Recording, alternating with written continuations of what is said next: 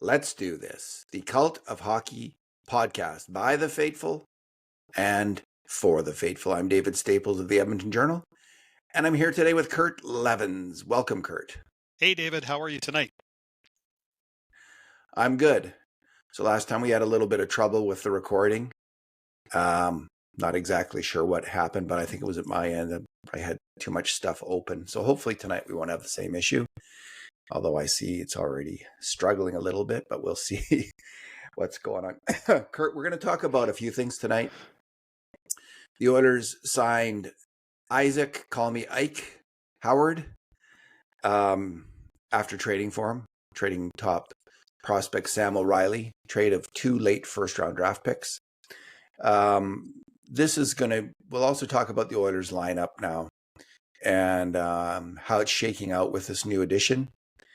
We'll talk about the viral video from Alberta, from a golf course, I think it's called Spring Hills, near Red Deer, where Nick Tarnasky, a former NHL enforcer, got into a fist fight with another golfer, and there's repercussions coming out of that. We'll finally talk about the Oilers moving on from goalie coach Dustin Schwartz and the goalie situation. Let's start with Ike Howard. What do you think of the trade, Kurt? I think it's a nice piece of business by Stan Bowman for a couple of reasons. One of which, really outside of Zach Hyman, Connor McDavid and Leon Draisaitl don't have a natural sniper to play with, and haven't for the most part for the last few years. And even Hyman, I'm not sure if he fits the classic description of sniper, but when you score 50 goals, you're a sniper. Right? So you give it to Hyman. But really, both guys have been playing with complementary players, but there hasn't been a Reggie Leach or a Yari Curry in the making for either one of those guys. And as much as I liked Sam O'Reilly as a prospect, and I really did like Sam O'Reilly, you got to get to get. You got to give to get. And this was a hockey trade in the purest form, 1 for 1, as they say. And Ike Howard projects to be that sniper, that pure goal scorer that can play in the Oilers' top 6. Now, we'll have lots of discussions about, will he be a top 6 player? When will he get there? What might hold him back, and all that sort of stuff.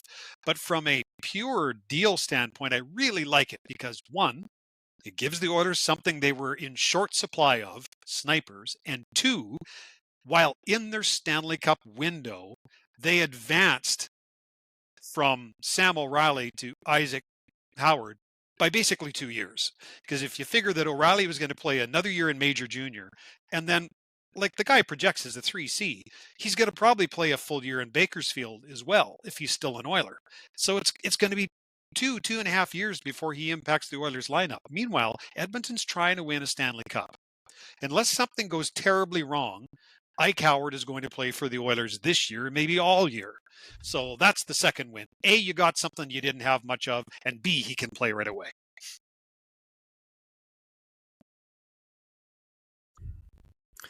I like the trade too. I think the Oilers made the better bet. So Howard, what happened is, as I understand it, he had a really good year. I think it's Michigan State, is that where he's from? He had a really good year and was the Hobey Baker winner, and by far the top scorer on the team, like the straw that stirred the drink and carried everybody on his back offensively. 52 points in 37 games. He wanted to get signed by Tampa late this year, and Tampa said, because he wanted to burn a year of his entry-level contract, and that way he would be that much closer to earning big money as an NHLer. So Tampa didn't go along with that. They didn't have the cap space, I don't think. And maybe philosophically they were just opposed to it as well. I'm not sure. But that didn't happen. So he went from wanting to sign with that team to having a falling out with that team. And he immediately said, I'm going to go back and play another year at Michigan State, which meant that at the end of that year, he would be a UFA, a free agent, complete free agent, and could sign with any NHL team. Yep. after another full year at Michigan. So he made it clear that's what he wanted to do. And this put Tampa in a very tough spot, because if they didn't trade him, he would then they would get a late second round draft pick at the end of the second round in compensation for losing him. So that's not very good for their standpoint. But from Howard's, if he went back, he'd be then another year away from signing an entry level contract for a 3-year entry level contract. So I'm not sure if he could have signed a 2-year entry level contract or not at that point. I'm not exactly sure how the rules work, because I know some players do sign 2-year entry level contracts, I believe. Anyway, he essentially forced a trade. And it's not uncommon. This has happened a lot in the NHL. We saw it with Riley Nash with the Oilers. Adam Fox forced a trade. So players are constantly doing this. It's not they're just using the CBA to get what they want. And so it sounded like the deal was going to go through before the draft, the NHL draft this year. There was talks of a big deal, something big happening, and it didn't, and it fell through at that point. And after they signed Andrew Mangiapane, I didn't think it was going to happen, mainly because the Oilers are already breaking in Savoy, a smaller skill winger. Mangiapane is also a smaller skill winger. Both Savoy and Mangiapane play big because they're aggressive forwards who play two-way hockey. Nonetheless, I was thinking, how many, from the Oilers' point of view, to beat Florida, is this going to work? And so I would have bet they weren't going to, this trade wasn't going to happen. And lo and behold, I was just about to write something along those lines that I didn't think, and they signed him. So my instincts were wrong there. And when I looked at it again, you'll see a team like Carolina has 5 players in their lineup who are small by NHL standards. Sebastian Aho, I think it's Jackson Blake, Logan Stankoven, and the other 2 names are escaping. Oh, they just signed Nikolai Ehlers, and there's one more. Tampa won a Stanley Cup a few years ago with a small top line. Yeah, Braden Point's not a big guy. All the players were in the same kind of size category. No, and Kucherov isn't. And so, so a lot of people have been bringing this up, like you can win with skill. And other people have countered saying, yes, you can win with skill, but you can't beat Florida with skill, which is a good counter argument and it's something to think hard about. I still think it's a good bet. The fact is, so players take it at the end of the first round, Kurt. Statistically, historically, and this has nothing to do with these 2 individuals because they're individuals, and this is just a generalization for players taken at the end of the first round. They have about a 1 in 5 chance of being a top 6 forward in the NHL. The odds aren't great. Now, these players have a better chance because they're both past their draft years, and I think both have advanced as prospects in that time. They become better prospects. Certainly Howard has, and I think Sam O'Reilly has as well. But if you look at all of the prospect rankings, Howard is a much more highly ranked prospect than Sam O'Reilly by every single hockey draft expert. They all have Isaac Howard rated higher. You can see he's got really good passing vision with the puck. He's agile and he's fast and he's got a really quick and dangerous shot.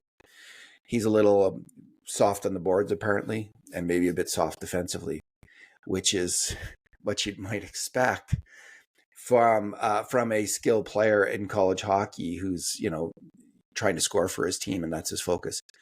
For the Oilers to play for Chris Knobloch, he will have to become a solid 2-way hockey player, as Jeff Skinner found out last year. He's going to have to quickly pick up those skills and become a responsible defender. So I like the trade too. In terms of, like, I would say that both the players, Howard has about, I'll say a 50-50 shot. And I think this is generous, actually, of being a top 6 NHL player. And I know a lot of people are counting him as a sure thing. But if you go just look at the players in similar positions entering the NHL, 21 years old, out of the NCAA, big scorers, big players on their team, it's still about half who will not make it, and about half will. So those are really good odds. That's the same kind of odds, Kurt, as being drafted in the top 10 at this point. If you're drafted in the top 10 between 5 and 10 in the NHL, you've got a coin flip. It's a coin flip whether you're going to be top 4 defenseman, top 6 forward, or a starting goalie. So those are actually excellent odds, but he's not a sure thing, and people shouldn't view him that way. And neither is Matthew Savoy. I'd say he's about 50-50. And then there's Tomasek. Tarnasky's the guy on the golf course. David Tomasek, the 29-year-old Czech player signed from the Swedish league. They could use a man like Nick Tarnasky today. Tomasek, I think, has about a 1 in 5 shot of being a top 6 player. It's very rare for guys to come over from Europe at that age and become top 6 players in the NHL. So there's lots of people I see, and I like the enthusiasm. I think it's great to be enthusiastic, but you have to be realistic.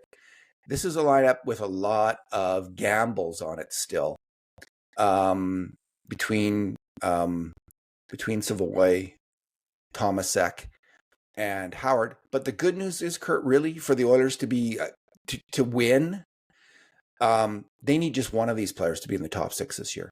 They need one of these guys to pan out as a top 6 player, and that will be success. And so I think if you add up all the odds for all 3 of them, you're going to get a top 6 player. One of these guys is going to do it. I think that's a really good bet. So that's the good news from the Oilers. They just increased their odds considerably of having a highly skilled, excellent attacking hockey player in their top 6 by bringing in Howard to supplement the other 2. Yeah, I buy that argument. I'll add a positive and a potential drawback. The positive is if you rate Ike by his Hobey Baker status, he rates even higher. Here are the last 10 Hobey Baker winners: Johnny Gaudreau, Jack Eichel, Jimmy Vesey, Will Butcher, Adam Gaudette, Cale Makar, Scott Perunovich, Cole Caulfield, Dryden McKay, Adam Fantilli, Macklin Celebrini, Isaac Howard. Good company, right? In other words, translation, it takes a special player to win the Hobey Baker. And so I think it's fair to, when you see him in that group of 10 players, to go, well, then he's probably a special, at least offensive player. So here's where I'll flip that, though. I, like you, applaud the fan base's enthusiasm and joy, because I think the Oilers probably won this trade, even though they sent away a really good prospect. And it's fun to think what this kid might accomplish in Edmonton, because I think he could probably turn into a 30-goal scorer in a lot of NHL teams. I think he could turn into a 40-goal scorer on this team, because no other team has McDavid and Draisaitl. It's a game-changing factor, right? But here's a few real thoughts, and a few other people have tried to say this, and they've been kind of called out unfairly, I think. So let me join the fray. This kid is a terrific NCAA hockey player. There's a big difference between the NCAA and the AHL, and there's an even bigger difference between the NCAA and the NHL. It's a tough damn league, and everything that came easy to him in the NCAA will be doubly or triply harder in the NHL. I'm not saying he can't do it, but it's going to be tougher. Yes, he does have a quick, accurate shot. He will not be given the same amount of time to get that shot away in the NHL. In NCAA, he can chip how many boards. Last year that he faced? Yeah. In the NCAA, he can chip pucks up the boards and duck away from a check. In the NHL, you've got to play the wall. You've got to play the wall. You have to understand that sometimes taking a check is a good thing. It's a defensive measure, right? So I think Yeah, I think we owe this kid to cool our jets a little bit, because it wouldn't be the end of that's the a good way to world, put it, David. Kurt. Yeah, it wouldn't be the end of the world if this guy started the season in Bakersfield. It would not. Um, I think Matt Savoy has half a step on him right now, because Matt Savoy's played a full year of pro hockey against men, right? Yeah, I've seen Matt Savoy play NHL, and I think he's ready.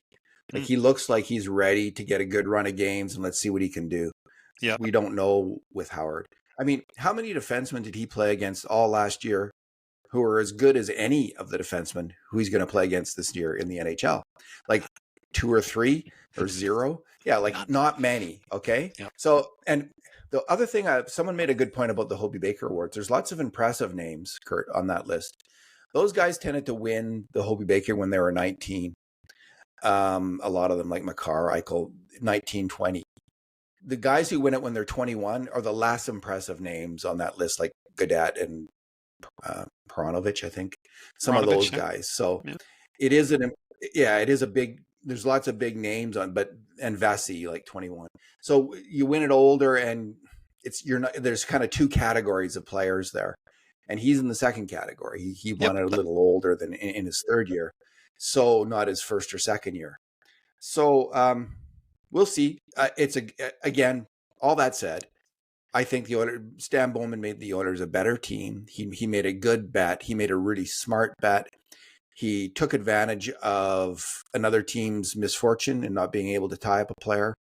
And he took advantage of, I think, Howard's desire to play in Edmonton. I don't know. I think Howard had a lot of power to say where he wanted to play. And I think the Oilers did fairly well. They really were high on Sam O'Reilly, and I can't speak to Sam O'Reilly as a, like with credibility about his true talent. I just don't know. I'm going on what other people have said. I haven't seen him nearly enough to do my own assessment. But the Oilers seemed really high on that player. I do know that other scouting people weren't as high on Sam O'Reilly as the Oilers were, but maybe the Oilers were right. Kurt, what do you think about the toughness issue on this roster? Because, when you look at, okay, if you need someone, let's say you need someone to get in a fight, the most kind of extreme response in the NHL to being pushed around and bullied and intimidated. I'm seeing Podkolzin as someone who will stand up and fight for your team, fight for a teammate. I see, and this might be, I think Noah Philp might do that now, because I know he did that now and then in the AHL. And I think this is an opportunity for Philp, with his size and aggression, to actually make this roster the fact that they brought in Howard, because they're going to need some big guys. I see, obviously, Darnell Nurse can do that, and it raises his profile again on the team. And obviously Trent Frederick. You're right, Kurt. So there are some guys, but there ain't a lot. There's no Evander Kane. He wasn't there last year except in the playoffs. But there's no obvious, it's Frederick is a really tough customer though. So there is that. And I haven't seen him, I hope, anywhere near his best, because what I saw in the playoffs that wasn't a guy worth signing an 8-year deal to. So if he's a lot more than that, then maybe this isn't such a big issue. If he becomes a tough, fearsome player, who will fight, and that's his reputation. So I'm expecting that. Maybe this question will be answered. I'm still concerned, though, a little bit about the toughness of this team. That said, in terms of beating Florida, I think that the key to beating Florida is speed. I think you need to be fast and aggressive. You don't have to be big to do that. And I think Howard could bring that, and Carter Savoy could bring that, and Mangiapane could bring that, is some speed against a slower defense, a slower team. They've got some good skaters on that defense, but they also got some slower guys. So I think in terms of matching up against Florida, no, you're not going to out tough them, but they weren't going to do that anyway. But they can get on them on the forecheck, and with their speed, beat Florida. And the Howard moves helps in that way. I think it's kind of hilarious that there's people out there who are going, we're not tough enough. We're not tough enough. They're the same guys who all last season go, we're not fast enough. We're not fast enough. And it's like, let's go to one ditch. Now let's go to the other ditch. My answer is no. I'm not worried Can't about have it all. toughness. Yeah, I'm not worried about toughness in the regular season. I do think that's something you can target at the deadline, though, because when it starts to matter way more is the postseason.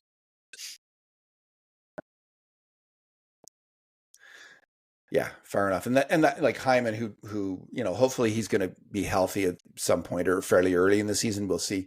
But he didn't hit at all. Like rarely did he hit and then he became one of the toughest, most aggressive forwards in the playoffs. Led the league and in a number hits of and Oilers didn't play the players final are able to series. turn that on. We see that. He was such an astonishing player. What a loss that was. You can see it more. You start to see, I think, more clearly now the outlines of why they lost. And then there's like 3 or 4 things that really stand out to me. And the loss of Hyman is definitely one of them. All right, Kurt. Let's talk about. We'll finish with the Tarnasky thing so let's talk about the Schwartz thing first. Okay. There's been Bob Stauffer, I think, essentially confirmed yesterday. There's all these reports Dustin Schwartz isn't coming back, and he's not. So that's the goalie coach. He's been here about a decade. He replaced the previous goalie coach that people were itching for years to get rid of too. I'm in favor of the move in that. And this is nothing. I can't evaluate Dustin Schwartz as a goalie coach. Like, all I know is because I don't really know what they do, what he's done with the players, what he's like as an individual. I know that he went through a lot of head coaches and he kept his job. So that says something. But Stuart Skinner's drop and play 3 years in a row. And his lack of improvement in terms of his technique, in terms of getting across the net, flexibility, looking comfortable in the net, looking solid in the net. Like it got worse as time went on. The Oilers have a big bet on Skinner. I think it's a really good idea to try something new with Stuart Skinner. See if you can come up with something and salvage this player's career in Edmonton. And maybe then you don't have to expend your 2027 first round draft pick on a goalie this coming year. Maybe you use it on a different need at the trade deadline if Stuart Skinner comes around. How do you see it? Well, Stuart Skinner's taken you to the Stanley Cup Finals twice, so he ain't chopped liver, and he's just 26 years old, and I think this organization didn't want to give up on a 26-year-old homegrown goaltender prospect until they tried something else. And so I think this is something else. Yeah. Right? I think a lot of it boils down to that. But I think there's one other factor. I think Stan Bowman looked at the UFA market this summer and said, there's nobody here better than Stuart Skinner, and I agree with him. And so you got what you got. Let's see if we can make him better internally. If not, then you have to try and do something mid-season. The problem is goaltender moves often don't work in mid-season. We've seen evidence of that. But like you, I have nothing against Dustin Schwartz, but sometimes a fresh voice, new energy, a different perspective is all it takes sometimes. It'll be interesting to see who they bring in, if it's one person, if it's a team of people. All that should be fascinating. But yeah, I think Dustin Schwartz gave everything he had to this organization. I wish him well. But they say this all the time, David. It's easier to fire the coach than 23 players. And the same applies to this.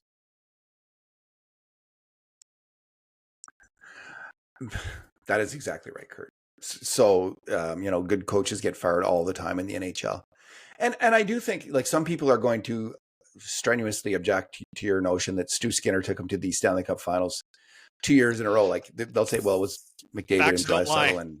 But the fact is, in defense of your statement, he was the better goalie in a number of series, Stuart Skinner, including really two really big huge series against Dallas and Vegas this year.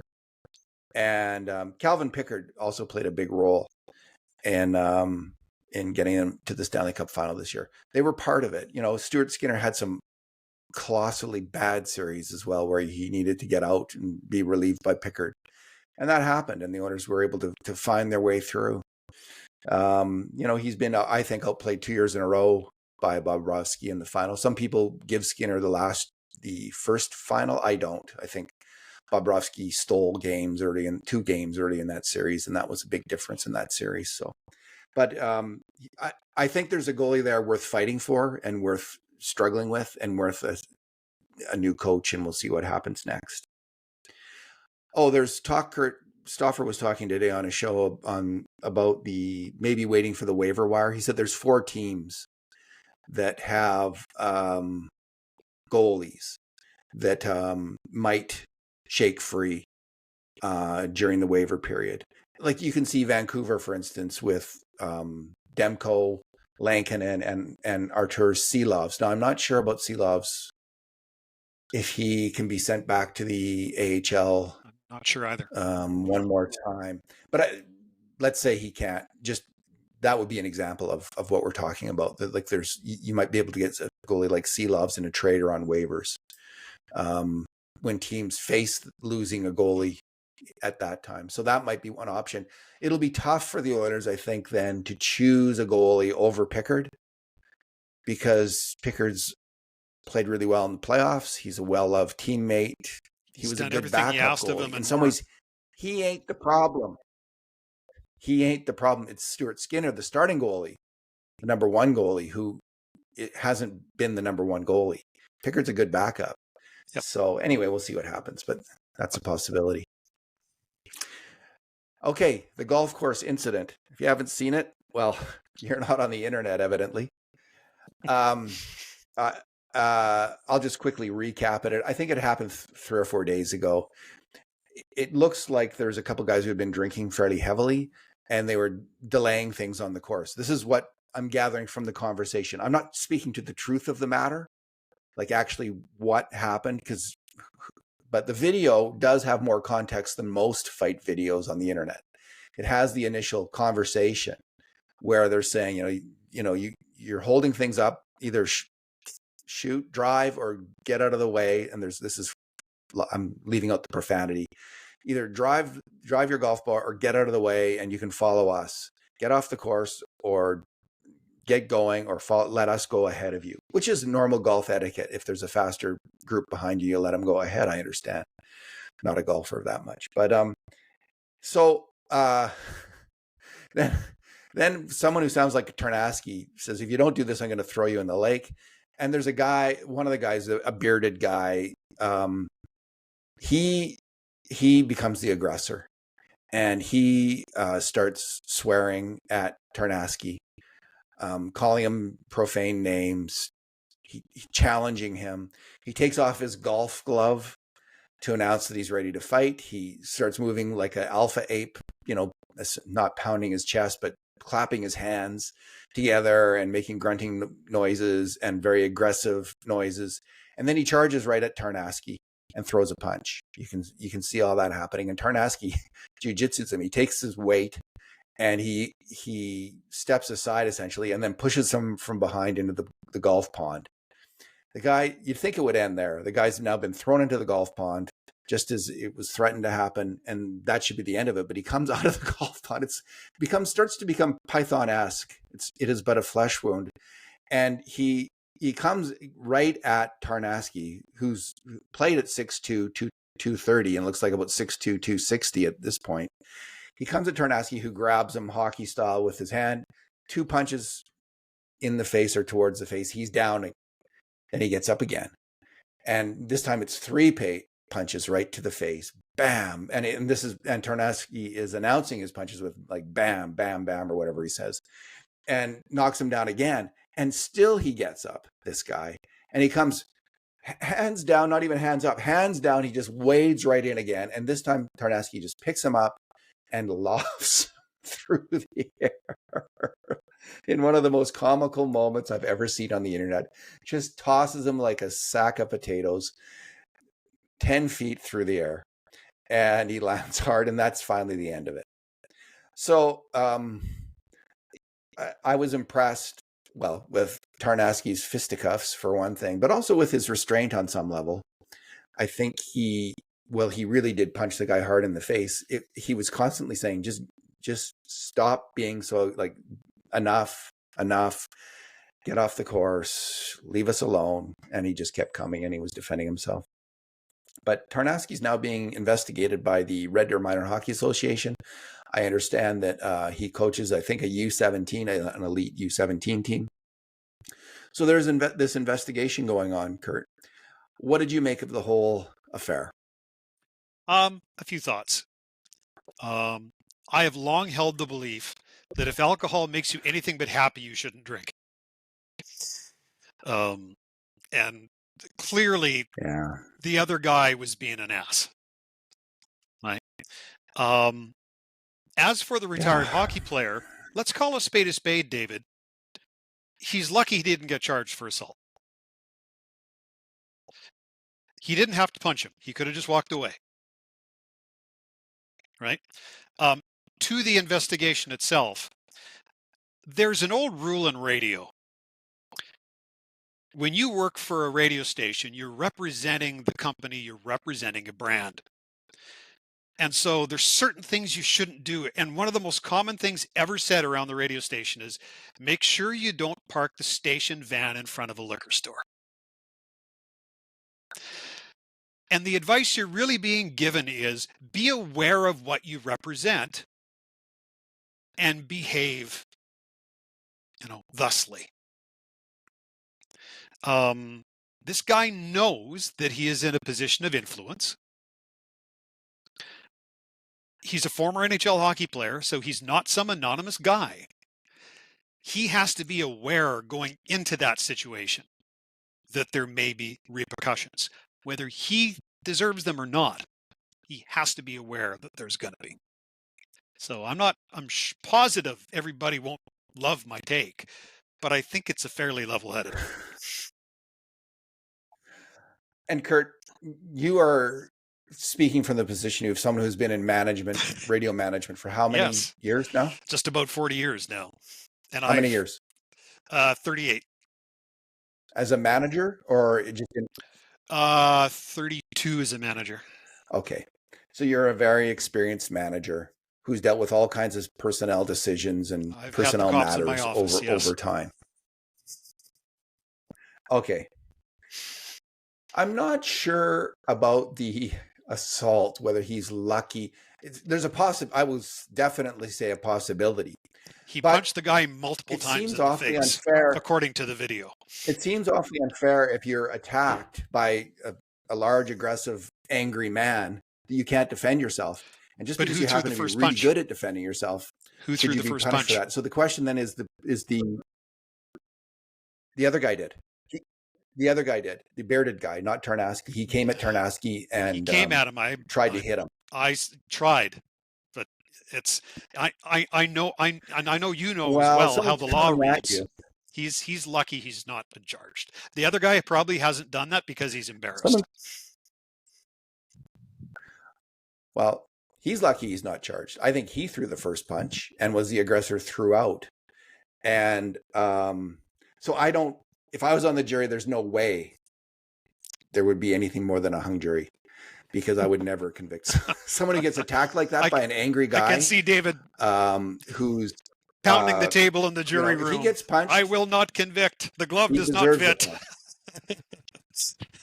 There would be no conviction, Kurt. If they might have 11 people disagreeing with me, but I would never convict him. The question of his job, David Johnny Cochran Staples. The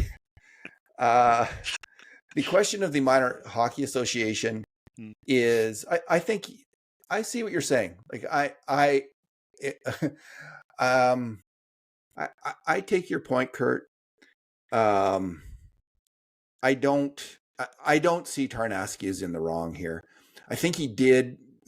What he could have done was de-escalate instead of he was getting mad at the other guy before any punches were thrown, and he was making, I'm going to throw you in the lake kind of things like that. That's what I heard him say. Now I could be incorrect. I might not have the evidence right. So this is what I heard, and it might not be the truth of the matter. So people need to understand that. But it seemed to me Tarnasky was pretty mad initially, and it would be that anger and that inability to de-escalate from the start which could be problematic for him, because once the guy lost his cool, the bearded guy, and started attacking him, I just think Tarnasky was defending himself.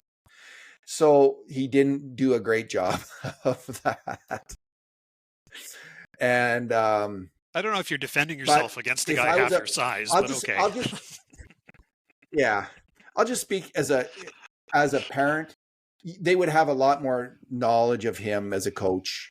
And if he has no record of losing his cool on the bench, losing his cool with the players, losing his cool, period, if he doesn't present as an angry coach and as a good coach, I wouldn't hold this incident against him. I would just say, maybe don't do that again. Like, look, next David, time it happens, just back away. I wouldn't fire him over this either. All I'm saying is, on his record as a coach, you have to be aware of who you are and what you're doing. That is true, Kurt. That is definitely true. And anyone in the public eye has got to keep that in mind. And it was clear someone was recording the thing all along, and he must have been Tarnasky might not have been aware of that, but I think someone in his group was recording it for their self-defense, because they thought, this guy is awfully aggressive, this bearded guy, and something might happen. Yeah, so we should start recording this just in case. And I want to repeat what I started with. I want to repeat what I started with. Look, the guy had it coming to him. But if you want my take on the law and corporate ethics, you have them. That's what I wanted, Kurt. And they were interesting and well stated. So Tarnasky has actually given an interview to Paul Bissonnette of Spitting Chicklets, which is really interesting, because about a year ago or 2 years ago, Bissonnette was involved in a massive fight at a golf club with something called the Irish Travelers. I think there were, I'm not going to get into who Irish Travelers are, because I'm not exactly 100% sure. So, but Bissonnette is a well-known, huge brawl at a golf club that he was involved in, because these Irish Travelers were allegedly harassing other people, and he stepped in to end that. Not the Irish Travelers. There couldn't have been alcohol involved Google in that. Irish Travelers when you're done, and you don't want to necessarily that group. You don't want to necessarily mess with them. But Bissonnette did, and it was, there was, I think, some footage of that, and that was a wild brawl too. But Kurt, this went viral for a reason, and it is because it has these two elements of being at the same, on one level, completely and utterly comical. The way the guy will not stop, he just keeps coming, even though he's getting punched by this huge guy, heavy blows right in the face, and he just keeps coming face first. So it's like, what is going on? And then the second thing is the guy with the aggressor, as I call him, the guy with the beard. He is so clearly in the wrong in terms of instigating the violence and attacking first and continuing to attack. Like he does have it coming. Like I've never seen a video like that where it's just, usually these internet fight videos, it's just like, who knows who's in the wrong? It's just two people brawling away at each other. It's kind of hideous. But this one had that aspect where at least, and again, we don't have all the information, and I could be incorrect in the interpretation of what I'm saying. There's nothing more misleading than an internet video, but this did provide a bit more context than most of them. So go ahead.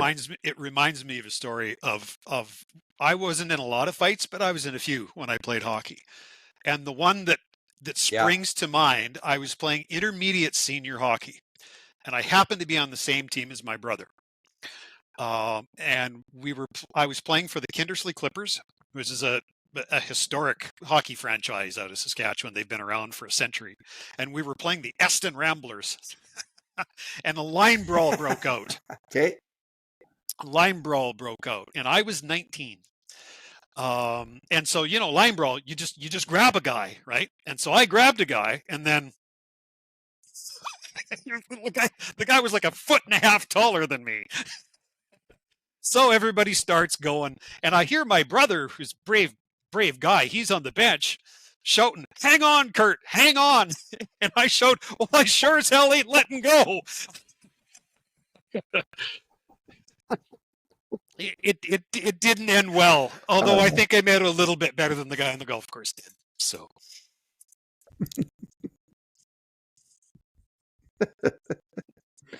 How old were you, Kurt? How old were you when that happened? I was 19. Yeah, Saskatchewan hockey in the 70s and 80s had something of a reputation for ultra violence. I'm going to suggest it. If you're playing at anything junior, anything attached to junior, senior hockey in that era of Saskatchewan, would be a lot of stick work and a lot of fights, eh? Yep, she was tough slogging some nights, especially for 5'8" defensemen like me.